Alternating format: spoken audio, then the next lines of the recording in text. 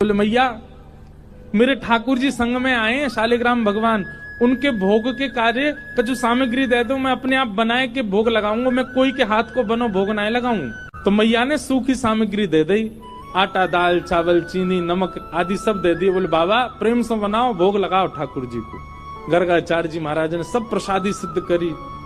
अंत में अपने ठाकुर जी के लिए बढ़िया नंद बाबा की गैयान की दूध में से सुगंधी आवे।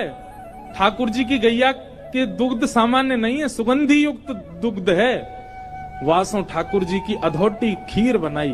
अधोटी मतलब दूध जब ओटते ओटते आधो रह जाए वहां में खीर बने, वो ठाकुर जी को सबसे प्रिय। रबड़ी जैसी खीर, पतरी पतरी खीर ना है पामे ठाकुर जी, अधोटी खीर। अधोटी खीर बनाई गर्गाचार्य जी ने और खीर बनाए करके प्रसाद पधरा के और अपने शालिग्राम भगवान विराजमान किए सिंहासन पे और थाली सजा के ठाकुर जी के आगे धर दी और थाली धर के जय हो ठाकुर जी, आज ब्रज वृंदावन में आए हैं, गोकुल में आए हैं, आपके काजे मैंने बढ़िया प्रसाद बनाया हो, खीर बनाई है, प्रेम से पाओ। और गर्गाचार्य जी को नियम है जहाँ पर्दा की व्यवस्था होवे वहाँ पर्दा लगा दें, जहाँ पर्दा की व्यवस्था नहीं तो वहाँ गर्गाचार्य जी अपने मुंह पे कपड़ा डाल लें और कपड़ा डाल के नाम जप में बैठ जाएं।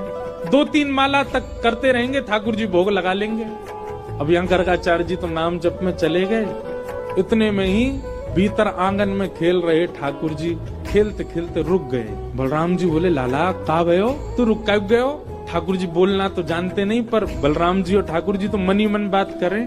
ठाकुर जी बोले बा भैया बहुत जोर को भगत आया हो बाहर, गर्गाचार्य नाम है जाको और जाने आज अधोटी दूध की खीर बनाइए और मेरा तो मन है रो भाई खाए आऊं मैं जोर से। बुलाऊ रहो भोग के काजे बहुत दिना तक यहाँ ने मेरे शालिग्राम की भोग लगायो, आज मन कर रहा है आपको प्रत्यक्ष भोग लगाया हूँ या कि प्रसाद को। बलराम जी बोले ठीक है लाला चलो जा, और बढ़िया लगे तो मुँह बुला लियो। ठाकुर जी घुटमुन चल के गए, चलनो आवे ना है घुटमुन चले बस। और चल करके गए और उनके ठाकुर जी के आगे धरी हुई थाली में ठाकुर जी ने खीर ही उठाई और खीर उठाए करके बैठ गए।